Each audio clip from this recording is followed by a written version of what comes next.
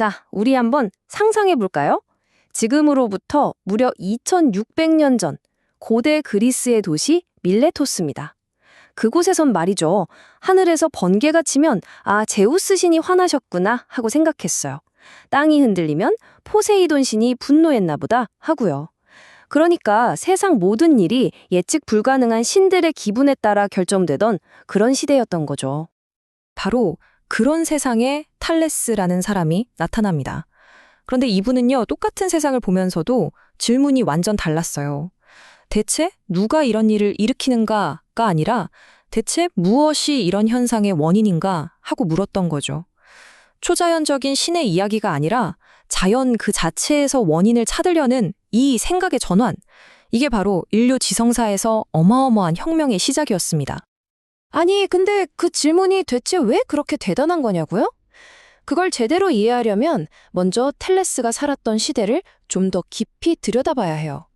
거기는요, 뭐 물리법칙 이런 게 아니라 말 그대로 신들의 기분에 따라 세상이 움직이던 곳이었으니까요.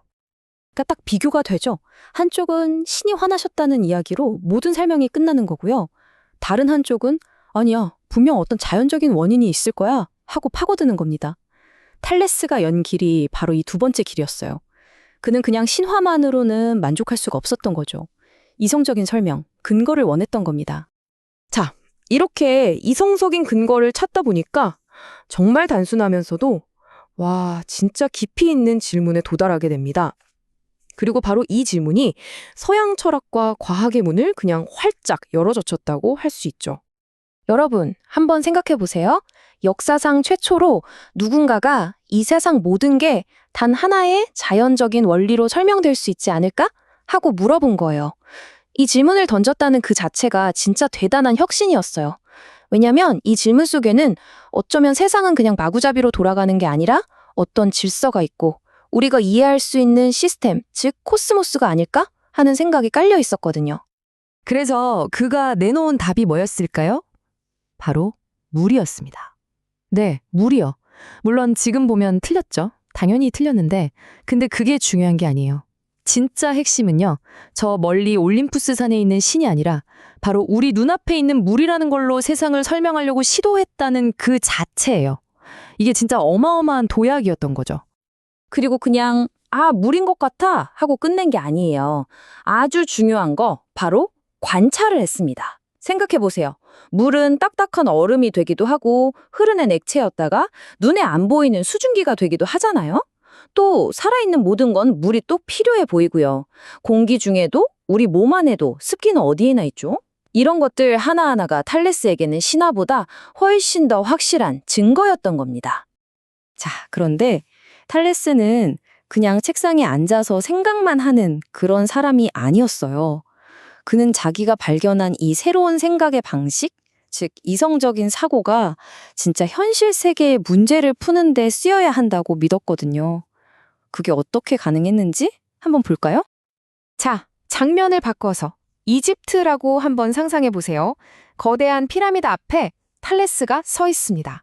누가 봐도 엄청나게 크죠. 근데 정확히 얼마나 큰지는 아무도 몰라요. 왜냐? 저 꼭대기까지 올라가서 잴 수가 없으니까요. 그냥 불가능한 일이라고 다들 생각했죠. 만약 여러분이라면 어떻게 하시겠어요? 이게 바로 탈레스가 풀어야 할 문제였어요. 그런데 그는 뭐 하늘까지 닿는 사다리 같은 건 필요 없었습니다. 딱 두 가지만 있으면 됐어요. 바로 논리, 그리고 막대기 하나. 그의 해법이 정말 기가 막힙니다. 너무 단순해서 오히려 천재적이죠. 그는 먼저 자기 그림자 길이가 자기 키랑 똑같아지는 순간을 기다렸어요. 바로 그 타이밍에 피라미드의 그림자 길이를 재는 거죠. 그럼 그 그림자 길이가 바로 피라미드의 높이가 되는 겁니다. 닮은 삼각형의 원리를 완벽하게 이용한 거예요. 도저히 불가능해 보였던 문제를 그냥 땅바닥의 길이를 재는 아주 간단한 문제로 바꿔버린 겁니다. 그렇게 해서 나온 계산 결과가 얼마였을까요? 바로 146.6m.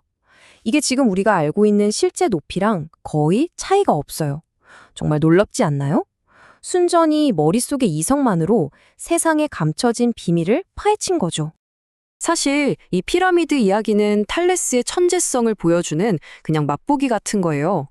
그는 이 밖에도 나중에 수많은 수학의 기초가 되는 중요한 기하학 원리들을 발견하거나 증명했다고 알려져 있거든요. 그러니까 우리가 지금 배우는 기하학의 첫 씨앗을 이분이 뿌렸다고 봐도 과언이 아니죠.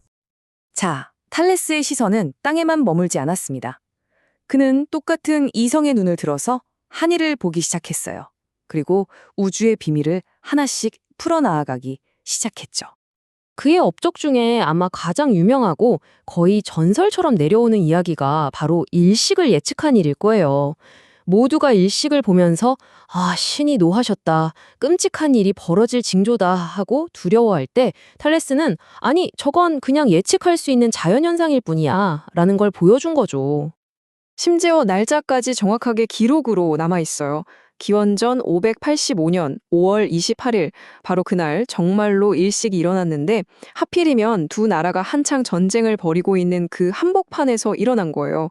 하늘이 갑자기 어두워지니까 병사들이 얼마나 놀랐겠어요. 심지어 그게 예측된 일이었다는 걸 알고는 다들 너무 충격을 받아서 싸움을 멈추고 평화조약을 맺었다는 이야기가 전해집니다. 말 그대로 지식이 전쟁을 멈춘 순간이었죠. 이게 다가 아니에요.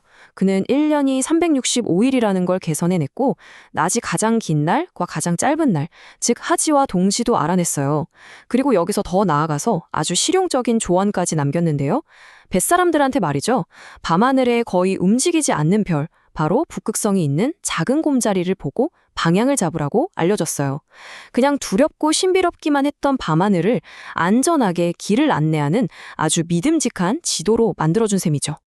자, 그럼 이쯤에서 밀레토스에서 온 이 한 남자, 탈레스가 우리에게 남긴 진짜 유산은 뭘까요?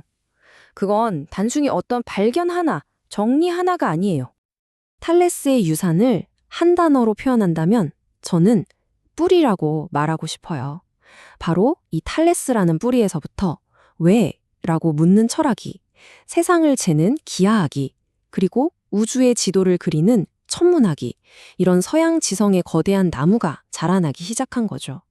그러니까 지금의 모든 과학자나 철학자들은 어떤 의미에서는 다 그의 어깨 위에 서 있다고 할 수 있습니다.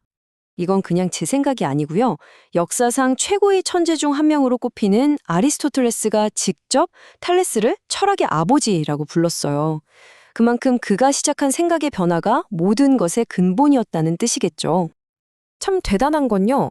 이렇게 우주의 비밀을 파헤치면서도 동시에 너 자신을 알라라는 정말 시대를 초월하는 영혼을 남겼다는 거예요. 결국 바깥 세상을 탐구하는 것과 우리 내면을 이해하는 게 결국에는 하나로 연결된다는 걸 그는 이미 알고 있었던 게 아닐까요? 결국 이 이야기의 핵심은 이거예요. 탈레스는 거대한 신화라는 벽 너머에 있는 진실을 보려고 했어요. 지금 우리 주변에는 신화는 없지만 대신에 뭐가 있죠? 바로 정보와 소음의 홍수가 있죠. 그래서 마지막으로 여러분께 이 질문을 한번 던져보고 싶습니다.